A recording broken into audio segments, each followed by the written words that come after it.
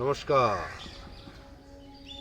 मैं फिर मौजूद हूँ आपके सामने, एक नई ताज़गी, एक नई रोशनी, एक नया सवेरा, एक नया दिन, एक नए सपने, एक नई कहानी, एक नए तराने, एक नए आरजू, एक नया पन, एक नया दिल लेके।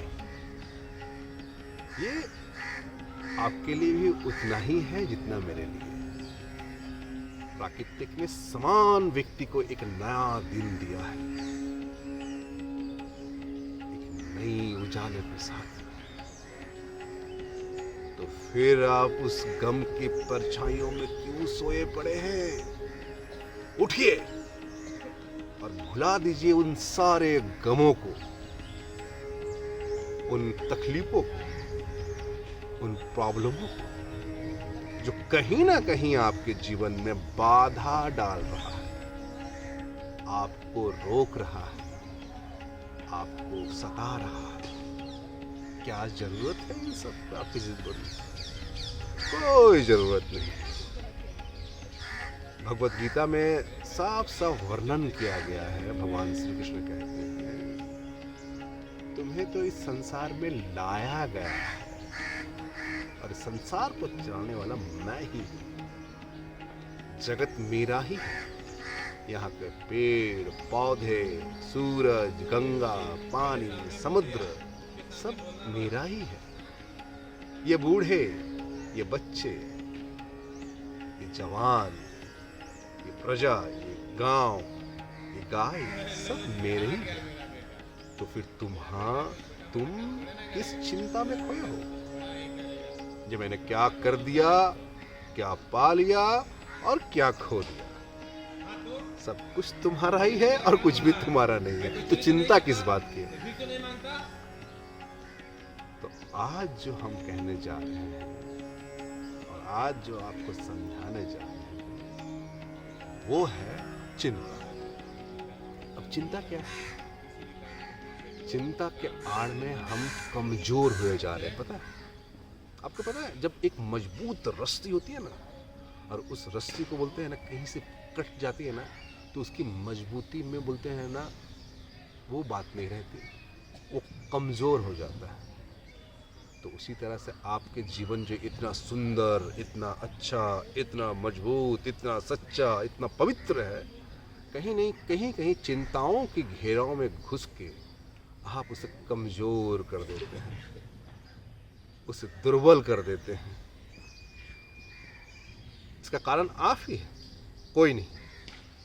क्योंकि आपने ही अपने रास्ते को अपने मंजिल तक रोक रखा है। आपने ही अपने रास्ते में आड़ बन के रोका। क्योंकि सामने वाले ने मुझे कुछ कह दिया, इसने मुझे ये कह दिया, मैं इन चिंताओं में मेरा बच्चा क्या करेगा, मेरे बुढ़ापा का सहारा कौन होगा, मैं पैसा कहाँ से कमाऊंगा, मैं ये करूंगा वो करूंगा। ये सब सारे चिंताओं में आप बोलते हैं ना, बंधे पड़े हैं। क्यों? मान लीजिए आपने सोना का बंगला बना दिया। मान लीजिए जो बोलते हैं ना, श्री रामायण में जो वर्णन है, लंका में रावण ने सोने का महल बनाया था। तो क्या वो महल रही? किसी व्यक्ति अगर बोलते हैं दुनिया का, बोलते हैं ना, कुबेर का खजाना रख ले अपने जीवन में, तो क्या वो जीवन भर रह जाएगा? मैं आपसे एक सत्य कहना चाह रहा हूँ।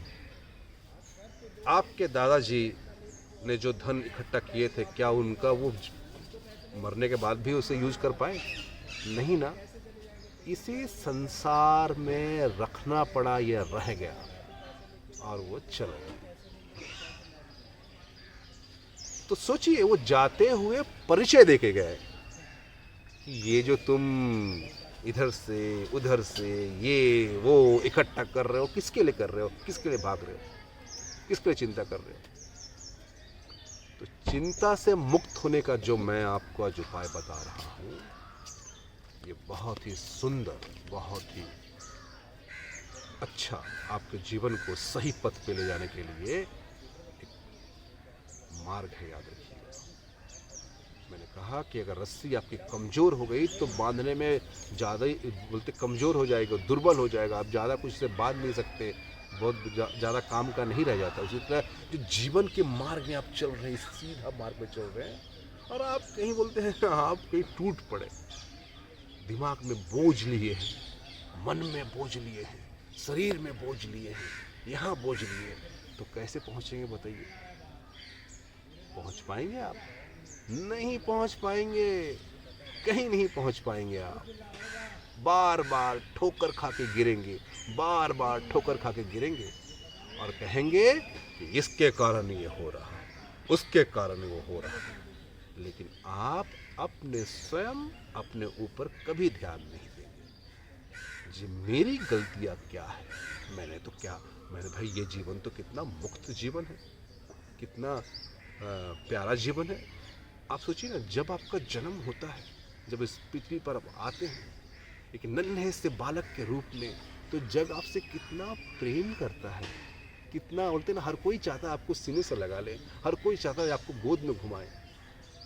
फिर क्या होता है, जैसे जैसे समय बीतता है, जैसे जैसे समय आपके अंदर आप अडॉप्ट करते हैं, घृणा, बुराइयाँ, चिंताएं सब आपके मस्तिष्क में अडॉप्ट होते जाती है। तो कहीं ना कहीं उस प्रेम के जो बोलते हैं ना, सब जो आपसे प्रेम करते थे, क्योंकि आप निर्मल थे, आप स्वतंत्र थे, आपका कोई ना चिंता थी, ना कोई भय था, ना कोई डर था, आप निर्मल थे। लेकिन जैसे ही आपने इस चीज़ों को अडॉप्ट कर लिया, तो आप सबसे दूर होते जाते हैं और आप चिंताओं के जाल में फंस जाते हैं। इससे होता क्या है कि आप अपने ही दुख का कारण आप खुद बनते हैं। कोई आपको नहीं आके बताता, कोई कारण नहीं, कोई नहीं। तो चिंता से हमें मुक्त होना है, एकदम मुक्त होना है। अगर मान लीजिए परमेश्वर कहते हैं कि ये संसार का मालिक मैं हूं, और सच में ही है, इसको मानना ही पड़ेगा।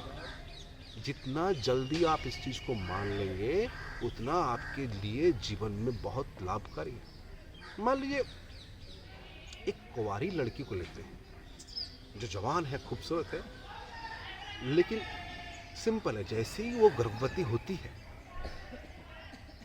उसके कोख से एक बच्चे का जन्म होता है, उसके थन पे दूध आ जाता है। तो ये निर्माण करने वाला ने पहले ही बना दिया है, भाई ये बच्चा इस धरती पे पैर रखा नहीं तो उसके माँ की छाती में दूध आ गया, उसके लिए खाना आ गया। तो सोचिए, ये एक कहीं ना कहीं एग्जाम्पल दे रहे हैं ना। दूसरा, वायुमंडल में जो ऑक्सीजन चल रहे हैं, हम और आप जो ऑक्सीजन ले रहे हैं, ये फ्री ऑफ कॉस्ट, इसका एक पैसा चुकाना नहीं पड़ता, ना आपको ना हमें, किसी को नहीं, ये फ्री ऑफ कॉस्ट, जितना ले ले, जितना ले ले। लेकिन मान लीजिए किसी कारणवश आप बीमार पड़ते हैं और आपको हॉस्पिटल में एडमिट कराया जाता है और आपको ऑक्सीजन लगाया जाता है, तो सोचिए कितना बिल देना पड़ता है। सोच रहे हैं आप, जो प्रकृति ने आपके लिए उपलब्ध कराया है, ये जो ऑक्सीजन हम ले रहे हैं, फ्री ऑफ कॉस्ट, कोई कॉस्ट नहीं, तो फिर काहे को चिंता। जिस दिन जीवन में आपको सांस लेने में प्रॉब्लम होगी, सोचिए उस दिन चिंता का विषय है। उस दिन सोच लीजिए प्रकृति आपके साथ नहीं है। तो जब तक आपकी सांसें चल रही है, भली भांति चल रही है, तो प्राकृतिक आपके साथ है, ईश्वर आपके साथ है, उनकी आशाएं आपके साथ है, तो फिर क्या कुछ चिंता। चिंताओं में घिरे पड़े हैं, इन चिंताओं से मुक्त होइए। किसी भी चिंता से आप बंधिए मत। चिंताओं में आप बंधेंगे तो अपने आप को जाल में फंसा रहे हैं। इन चिंताओं से बचने का मैंने आपको एक कारण बताया, और दूसरा कारण है कि अपने मन को, अपने चित्त को एकदम निर्मल कीजिए, शांत कीजिए। यहाँ इस जगह पे दिल, हृदय में ईश्वर का स्थान में, वहाँ उसे जगह दीजिए, और उस दृष्टि से देखिए ये कितना सुंदर पेड़, कितना सुंदर बालक, कितना सुंदर ये जवान, कितना सुंदर सब कुछ। जब सुंदर दृष्टि से आपको सब कुछ सुंदर दिखेंगे तो आपका मन, आपका हृदय, आपकी वाणी सब सुंदर हो जाएगा। अगर किसी ने आपके साथ बुरा किया भी है तो आप बुरा मत बनिए। किसी ने आपके साथ बुरा किया भी है तो आप बुरा मत बनिए, इस बुराई को पहचानिए और वहाँ से दूर हट जाइए। यही सबसे उत्तम मार्ग है।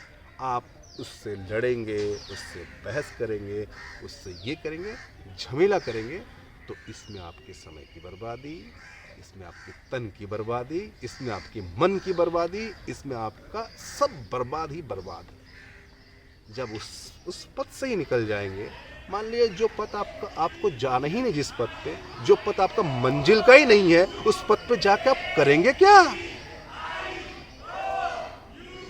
चलिए मैं यहाँ पे अपना वाणी का समाप्त करता हूँ और आप अपना ख्याल रखिएगा, क्योंकि आज जो है अभी अभी हमारे पीछे कुछ लोग अभी भी एक्सरसाइज कर रहे हैं, शायद उनकी भी आवाज़ आप तक पहुँच रही है। कुछ कलाकार हैं जो कि एक्सरसाइज कर रहे हैं, ओम चांटिंग कर रहे हैं, तो उनकी भी आवाज़ आप तक पहुँच रही है। खैर कोई बात नहीं, बने रहिए, चिंताओं से मुक्त रहिए और परमेश्वर के पथ में चलिए। नमस्कार।